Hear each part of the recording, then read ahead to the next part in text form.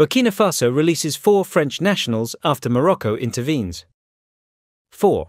French nationals were released after a year in detention in Burkina Faso on Thursday.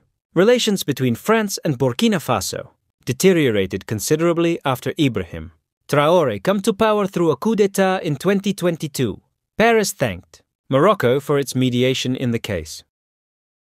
4 French nationals held in Burkina Faso for over a year on espionage accusations have been released, France's Foreign Intelligence Service said Thursday, with Paris thanking Morocco for its mediation in the case. The Directorate General for External Security, DGSE, told AFP that the 4 had been freed, confirming reports in the Moroccan media. It not give further details. On Wednesday, President Emmanuel Macron spoke with Morocco's King Mohammed VI to thank him warmly for the successful mediation that made possible the release of our 4 compatriots, the Élysée said. The 4 men were arrested in the Burkina Faso's capital of Ouagadougou on December 1, 2023, and presented by the authorities as DGSE agents.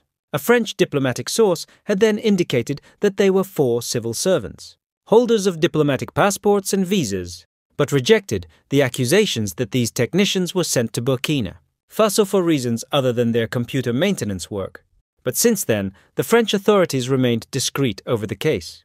Relations between France and Burkina have deteriorated considerably since Ibrahim Traoré came to power in September 2022 through a coup d'état. Similar coups have seen France lose sway in a region where it was once the colonial power, with the ousting of governments in Mali in 2021 and then Niger in 2023. The mediation by the King of Morocco comes at a time when Paris and Rabat are warming relations that have been cool in the post, helped by Macron's state visit at the end of October.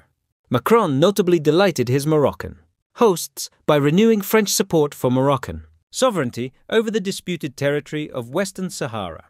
Western Sahara, a former Spanish colony, is de facto controlled for the most part by Morocco, but it is claimed by the Sahrawi separatists of the Polisario Front, who are demanding a self-determination referendum and are supported by Algiers. Macron's stance, while gladdening Morocco, has led to a further straining of already tense ties between France and Algeria.